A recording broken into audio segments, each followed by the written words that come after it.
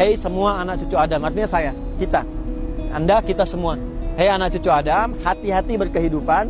Jangan sampai engkau dipelesetkan setan seperti bapak ibumu, kakek moyangmu Adam dan Hawa dulu pernah terprovokasi. Sebagai contoh, ya pertanyaan menelisiknya kan begini, Adam kan nabi, ya kok nabi bisa terperosok? Padahal kan nabi terjaga kan? Nah, ini sering ada pertanyaan demikian. Ingat, mudah bagi Allah menjaga Adam, mudah sekali. Ya, tapi kenapa kemudian terperosok lewat keluarga, lewat istri? Supaya Allah ingin menampakkan pelajaran, diizinkan untuk mengetahui begini tipu daya setan, dan mengajarkan kalimat tobat kepada anak cucunya yang bukan nabi dan rasul. Kalau Adam nabi rasul selesai, dijaga. Kalau kita kan bukan nabi rasul. Jadi kalau salah nanti cara baliknya bagaimana? Karena itu ketika Adam diizinkan salah, yang misi besarnya adalah membawa risalah taubat. Al-Baqarah ayat 37. Fatalaqqa Adamu mir rabbi kalimatin fataba alaihi. Jadi bedanya manusia dengan setan, kalau manusia itu berpotensi salah, tapi juga punya jalan taubat. Kalau setan salah, tapi tidak mau taubat. Makanya kalau ada manusia salah dan tidak mau taubat, itu patut dicurigai bahwa dia sedang terprovokasi oleh setan. Jadi di sini ada landscape kehidupan. Satu, nggak ada manusia yang nggak pernah salah. Jadi kalau datang ke sini, kita masih sadar nggak ada yang sempurna. Jadi kalau kita merasa, merasa suci, merasa nggak pernah salah, itu mustahil. Ya mustahil. Sebagai suami pasti pernah salah, sebagai istri pasti pernah salah, oke? Sebagai anak pasti pernah salah.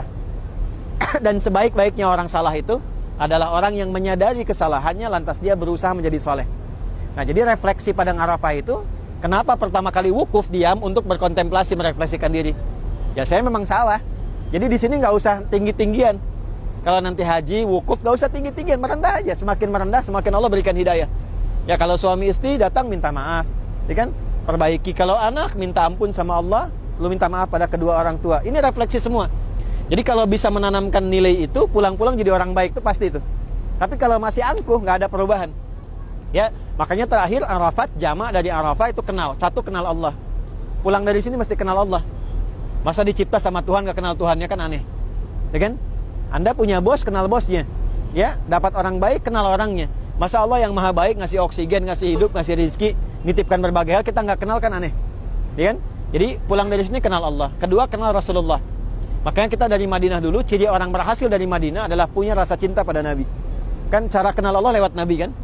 Yang ketiga adalah kenal diri kita sendiri. Kenapa hidup? Kenapa berkehidupan? Kenapa nggak jadi tanaman? Apa tugasnya?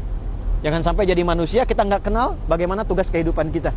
Nah, setelah paham tiga ini, baru kita akan mengerti kenapa kita berkehidupan. Ada pasangan, ada keluarga, ada macam-macam. Pelajari dari sini tiga hal, saya tutup. Pada intinya, yang menjadikan kita tidak kenal dengan tiga hal ini adalah tiga keadaan. Satu, diri sendiri yang terkuasai nafsu, namanya aqobah. Yang kedua, lingkar terdekat yang mempengaruhi, kadang kita berubah jadi kurang baik. Baik itu pasangan, suami, istri dan sebagainya, itu disebut usta, lingkar dekat. Yang ketiga, orang jauh, kadang keluarga bagus, punya teman baru, penempatan baru, tiba-tiba orang iseng berubah jadi kurang bagus. Itu namanya ula, jauh. Maka dari sini kita bertekad semua pengaruh tiga ini kita mesti punya filter untuk menjauhkan dari semua itu. Kita punya tekad. Maka berangkatlah dari sini ke Muzdalifah. Ya, sebetulnya sih ada kata izdalafa dari kata zalafa yang membuat terpleset. Ya, faktornya disebut Muzdalifah. Ini kalau dari segi bahasa ya. Maka ke sana kita ngambil batu, kita lontar tiga bagian itu. Kita komitmen diri kita mesti baik, dilempar sifat-sifat kurang bagusnya. Nah, dari mana menemukan sifat itu? Di sini. Makanya jangan malu kalau ke sini saya kurang apa. Nanti bawa pakai batu di Muzdalifah, ambil batunya, jamarat dilontar. Yang dilontar itu hakikatnya adalah diri kita sendiri. Ya, jadi begitu bismillah, ya Allah Akbar 7, kita punya listnya. Ini Adi Hidayat nih, keras kepala, Adi Hidayat nih, kurang bagus, suka iri hati, lontar. Itu kalau melontarnya begitu, itu air mata keluar, begitu keluar air mata, sifat-sifat kotornya juga keluar. Itu sudah fitrah itu. Nah, makanya kalau belum keluar, kita duduk dulu sebentar. Ya, minimal 2-3 hari, 2-3 malam di Mina. Asalnya Muna sebetulnya, bukan Mina. Asalnya Muna. Muna itu harapan untuk menjadi baik. Ya, harapan untuk menjadi baik. Jadi kalau merasa kurang baik, masih ada sifat kurang bagus lagi, duduk lagi, merenung lagi. Masa udah jauh-jauh ke sini nggak kenal Allah, masih belum baik juga. Setelah itu nanti sadar, oh ini saya gaul dengan si fulan kurang bagus nih. Saya dapat pengaruh dari si fulan kurang bagus nih. Berangkat lagi, lontar lagi. Bismillah, Allahu Akbar. Dan doakan orang kurang baik itu menjadi baik. Itu asalnya. Bukan mencela, dasar si fulan nih, Allahu Akbar, bukan enggak gitu. Ya bismillah, Allahu Akbar, kita doakan, setelah selesai menghadap ke arah kiblat.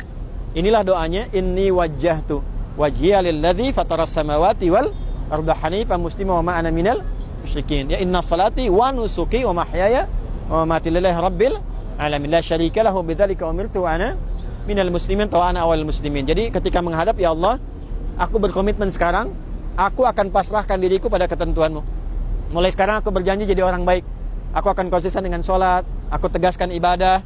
Kalau aku hidup, diberi kesempatan, aku jadi lebih baik. Tapi kalau aku wafat pun sekarang, mohon wafatkan aku dalam keadaan muslim yang baik.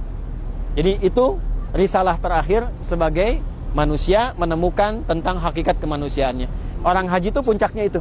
Jadi begitu mendapatkan itu hari kedua di Muna, dia boleh langsung kembali. Tapi kalau belum sadar, kesempatan terakhir hari ketiga. Begitu selesai 3 hari, keluarlah sifat buruknya, baiknya muncul. Nah, kebaikan yang datang setelah buruknya hilang itu disebut birrun namanya. Birrun. Sifat baik yang muncul setelah buruknya hilang. Kalau dia melekat pada diri kita, maka berubah namanya dari birrun jadi mabrurun. Prosesnya haji melahirkan sifat mabrur, maka disatukan menjadi haji mabrur. Jadi haji itu bukan gelar asalnya. Proses ibadah yang melahirkan sifat baik. Jadi disebut Pak Haji, Bu Haji itu maksudnya apa? Memberikan kesan bahwa Anda sudah baik. Jangan jadi nggak baik lagi. Makanya pulang-pulang Pak Haji, Bu Haji maksudnya Anda sudah jadi orang baik. Jangan nggak baik lagi, lisan nggak baik, kaki nggak baik dan sebagainya. Nah, ini adalah haji kecil, kita berada di sini, refleksinya demikian. Mudah-mudahan kehadiran kita bisa merubah jadi lebih baik. Ya, datang ke sini. Ini nggak ada ritual apapun selain musim haji. Jadi sekarang nggak ada ritual, cuman belajar aja.